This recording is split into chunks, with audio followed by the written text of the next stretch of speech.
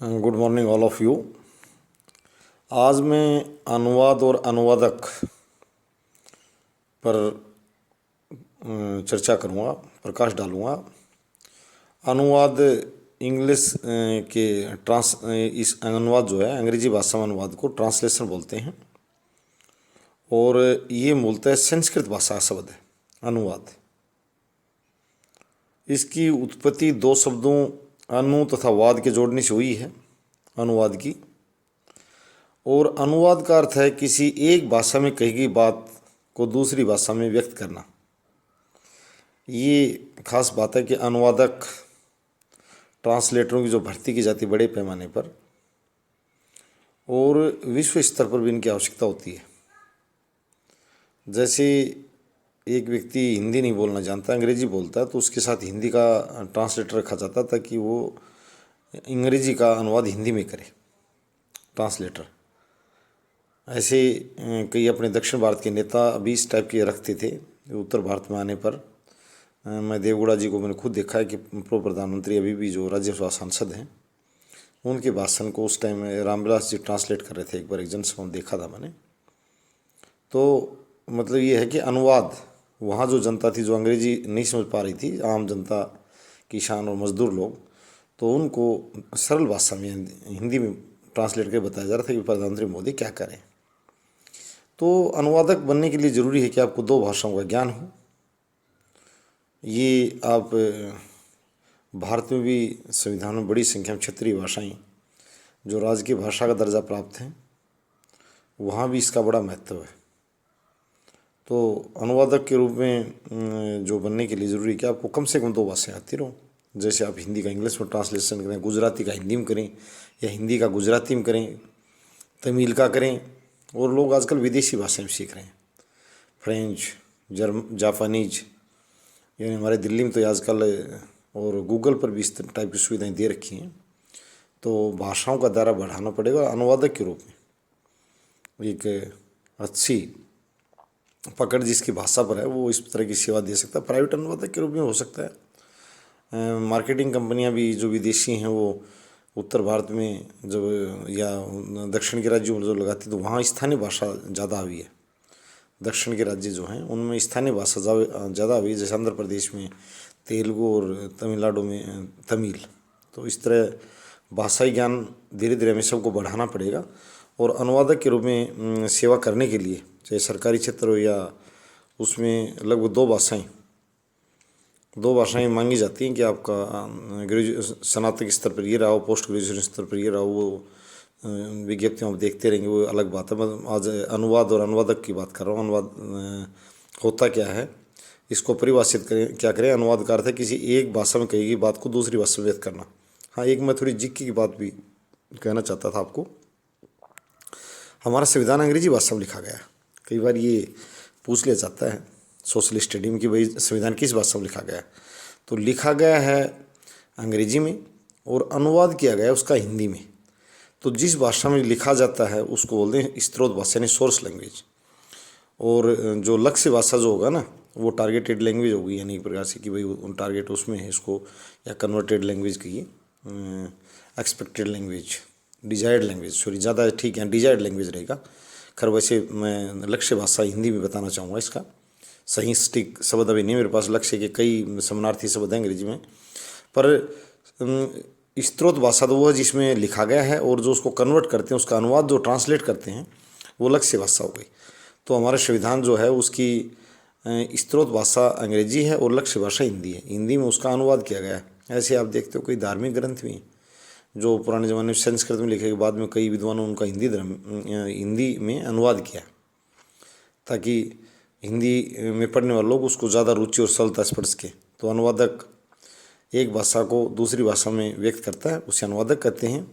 और मैंने एक ये प्रश्न बता दिया कि हमारा जो संविधान वो लिखा गया है अंग्रेजी में और उसका अनुवाद किया गया है हिंदी में। और विचारों को एक भाषा से दूसरी भाषा में रूपांतरित करना अनुवाद है। ये परिभाषित किया है देवेंद्र नाथ शर्मा जी ने कि विचारों को एक भाषा से दूसरी भाषा में रूपांतरित करना अनुवाद है। ये आचार्य देवेंद्र नाथ शर्मा ने कहा था। और एक भाषा की ज़रूरत वहाँ पड़ती है, जैसे हमारे मैं देखता हूँ कि शुरू से ही नेशनल लेवल के लीडरों के सामने बड़ी दिक्कत आ रही है। चाहे वो असम में जाएं, चाहे बंगाल में जाएं, चाहे यानी दक्षिण वालों को उत्तर में आने के बाद वो सही ढंग से उच्चारण नहीं कर पाते, क्योंकि यहाँ उत्तर के राज्यों में अपेक्षित है हिंदी में भाषण देना और दक्षिण के राज्यों में अपेक्षित है वहाँ की स्थानीय भाषा में भाषण देना। तो कोई भी नेता हो एक की बात नहीं है, लगभग इतनी पकड़ कमी है कि जिसको बंगाली की अच्छी पकड़ हो, अगर असम में जाए तो असमीज की अच्छी पकड़ हो, मणिपुर में जाए मणिपुरी की अच्छी पकड़ हो, क्योंकि हमारा देश भाषाओं की दृष्टि से बड़ा समृद्ध राष्ट्र है। तो मैं इस बात पर जोर भी दूंगा कि जो लोग थोड़ा अपना और बौद्धिक ज्ञान बढ़ाना चाहते हैं उनको कम से कम एक आधी भाषा और सीखनी चाहिए, क्योंकि उसका रोज़गार प्राप्त करने का दायरा बढ़ जाएगा। अभी मैं उसकी उड़ीसा लोक सेवा की विज्ञप्ति देख रहा था, तो वहाँ आवेदन ही वो कर सकता राज्य सरकार में, आपको कितनी हिंदी आती हो, कितनी अंग्रेजी आती हो, आप कितनी आपकी प्रतिशतता कोई मायने नहीं रखती। ये नहीं कि आपने टिक कर दिया इंग्लिश हिंदी दो ऑप्शन, नहीं, उनके लिए अनिवार्य है कि आपको उड़िया बोलना, लिखना और पढ़ना आता हो, पहली शर्त है। ऐसी गोवा कोंकणी शर्त लगा रखी है। तो ये मैं विशेष रूप से बताना चाहता हूँ कि आजकल राष्ट्रीय स्तर पर जो जॉब सर्च कर रहे हैं उनमें सबसे बड़ी बात यह है कि आप अपना भाषा ज्ञान भी बढ़ाएं, वो आपके रोज़गार प्राप्ति में बड़ा सहायक होगा। वहाँ अनिवार्य है, ऐच्छिक नहीं है। ये मैंने बताया कि उन राज्यों में जैसे हम खुद हमारे हरियाणा में या राजस्थान में या उत्तर प्रदेश में जब आवेदन करते हैं तो 10वीं तक हिंदी मांग ली जाती है, परंतु जब हम पंजाब में जाएंगे तो वो कहेंगे पंजाबी की शर्त लगा रखी है। उससे यदि पंजाबी से हम दूर हैं, पड़ोसी राज्य होते हुए, तो काफ़ी हमारे बच्चे आवेदन करने से वंचित हो जाते हैं। तो मैं वो कह रहा हूँ कि आप ये जो भारत की जो प्रादेशिक भाषाएँ अगर किसी भी राज्य में सेवा करना चाहते हैं, राज्य सरकार में सेवा करना चाहते हैं, तो ज़रूरी है कि वहाँ आपको स्थानीय भाषाओं पर पकड़ बनानी पड़ेगी। और दो प्रकार हैं अनुवाद के, शब्द अनुवाद और छाया अनुवाद। तो जिस अनुवाद में स्रोत भाषा रचना के प्रत्येक शब्द पर ध्यान दिया जाता है उसे शब्द अनुवाद कहते हैं, और छाया अनुवाद में उसका अर्थ निकल जाए। शब्द अनुवाद में क्या है कि बिल्कुल प्रत्येक शब्द का ध्यान दिया जाता है, छाया अनुवाद में सिर्फ उसका अर्थ समझ में आ जाए।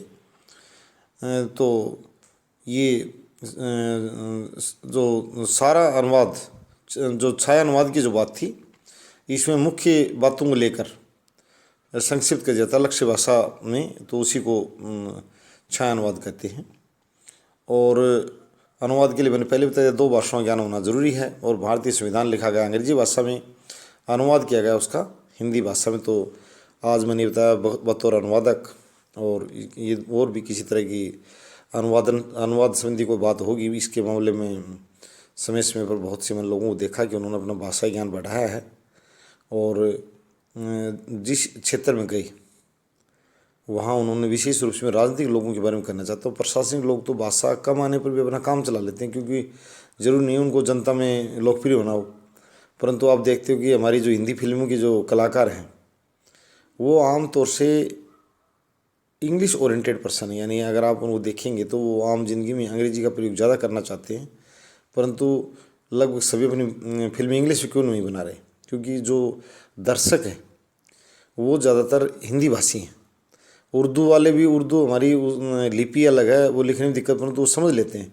हिंदी ये हो गई कि ये स्थानीय भाषी लोग लगभग समझ लेते हैं, बड़ी संख्या में उर्दू वाले समझ लेते हैं, उर्दू भाषी लोग भी, क्यों बोलने में हिंदी से ज़्यादा फर्क नहीं उनका। और अगर है भी शब्दों का तो वो शब्द ऐसे हैं कि समझ में आ सकते हैं, सामान्य सी बात। तो मेन रूप से ये कि भाषा ज्ञान बढ़ाएं, और भाषा में भी हम दो भाषा ज़रूर सीखें। एक मैं बार बार कहता हूँ कि हिंदी हमारी राष्ट्रभाषा है, और उत्तर भारतीय इस चीज़ के लाभ में भी हैं कि उनको सीखने की प्रोत्साहन की ज़रूरत नहीं है, वो वास्तव में उनकी मातृभाषा है। ये वो जो बहुत से राज्य हैं, मध्य प्रदेश, राजस्थान, हरियाणा, उत्तर प्रदेश, बिहार तक, इनकी भाषा मातृभाषा है सच्चाई में। परंतु दक्षिण के राज्य जो है वो प्रेरित नहीं हो पाए हिंदी सीखने के लिए, बल्कि वहाँ जो कुछ नेता हैं, मैं उनको ज़्यादा कुछ गलत तो नहीं कहूँगा, खैर वो भी अलग अलग संवैधानिक पदों पर रहे, परंतु उन्होंने ठीक नहीं किया। उन्होंने हिंदी को सीखने के स्थान पर, प्रोत्साहन देने के स्थान पर, और जनता में एक प्रकार से अलगाव पैदा किया, और वो भी राष्ट्रभाषा के प्रति जो कहीं से भी एक प्रकार से जो गैर कानूनी था। मैं ये सरकार से भी, समाज से भी और उत्तर भारतीयों से कहूँगा कि इसको राष्ट्रीय भाषा पूरे देश में फैलाने के लिए, ठीक है, संवैधानिक रूप से कानून रूप से हमारी राष्ट्रभाषा है और इसमें कोई दो राय नहीं है, परंतु मैं ये कहता हूँ कि लोगों में इसको लोकप्रिय बनाएं हम थोड़े अच्छी कविताएं जो सुनने का, समझने का और रोचक बनाए। और जहाँ भी हमें मौका मिले, यदि गैर हिंदी व्यक्ति भी हमारे पास बैठा है, भैया हिंदी बहुत आसान है बोलने में, ये 5 दिन में बोलने लग जाता है, 7 दिन में लिखने लग जाता है, इस तरह थोड़ा सा लोगों को प्रेरित करें हम हिंदी सीखने की, आज बहुत ज़रूरी है राष्ट्रीय एकता के लिए। बात निश्चित रूप से जब तक एक दूसरे के साथ संवाद करने में, संवाद की भाषा जब तक एक होगी तब तक दोनों व्यक्ति उनमें भावनात्मक एकता नहीं आ सकती। तो सबसे पहले ज़रूरी है कि हम सभी हिंदी सीखें। अंग्रेजी सीखना बुराई नहीं, मैंने पहले कह दिया, ये अंतर्राष्ट्रीय भाषा है, टेक्नोलॉजी में इसका बड़े पैमाने प्रयोग है। मैं अंग्रेजी को ये नहीं कह रहा हूँ अंग्रेजी सीखना कोई अपराध है, कोई बुराई नहीं, अंग्रेजी खूब सीखें, परंतु हिंदी को प्रोत्साहित करना अपने देश में बहुत ज़रूरी है। और सरकार भी, जब हिंदी दिवस की जब बात आती है 14 सितंबर को, तो कई प्रोफेसरों से जो बात होती है, जो वहाँ अध्यक्षता वगैरह करते हैं इस तरह के सम्मेलनों में, कवि महोदय वगैरह, वो कहते हैं सर रोज़गार की भाषा नहीं बना पाई सरकार। ये बात सच्चाई है कि आज हम स्वयं अपने बच्चों को कभी MBBS कराने की बात करते हैं, कोई दूसरा विज्ञान की तरफ बढ़ा रहे हैं कि बेटा साइंस एंड टेक्नोलॉजी का ज़माना है। तो ये भी ज़रूरी है। मैं सरकार से भी कहूँगा कि सिर्फ एक कागजी कानूनी रूप न देकर और उसको स्वीकारोक्ति, जन स्वीकारोक्ति, यानी जनता प्रेरित हो सीखने के लिए और प्रोत्साहन के लिए भी सरकार अपनी नीतियाँ लेकर आए। जो अभी हमारी जो ये केंद्र की सरकार है, इनका तो 1980 से ये नारा था कि हिंदी को बढ़ावा मिले और विदेशी भाषा पर न थोपी जाए। तो मैं इनसे भी अनुरोध करूँगा कि भी समय सरकार से मांग करें और आवाज़ उठाएं कि ज़्यादा से ज़्यादा हिंदी को बल मिले। और हिंदी को बल देने के लिए जैसे अनेक माध्यम हो सकते हैं। अगर मैं उन राज्यों में बता रहा हूँ कि वहाँ की भाषा आवश्यक है, इसी प्रकार से अनिवार्य भी अगर सरकार तुरंत नहीं कर पाए तो कम से कम प्रोत्साहन के रूप में 2 अंक 4 अंक इस प्रकार से हर परीक्षा में थोड़ा सा उनको यानी वेटेज दिया जा सकता है, अधिभार दिया जा सकता, ताकि लोग सीखने को प्रेरित हों। धन्यवाद।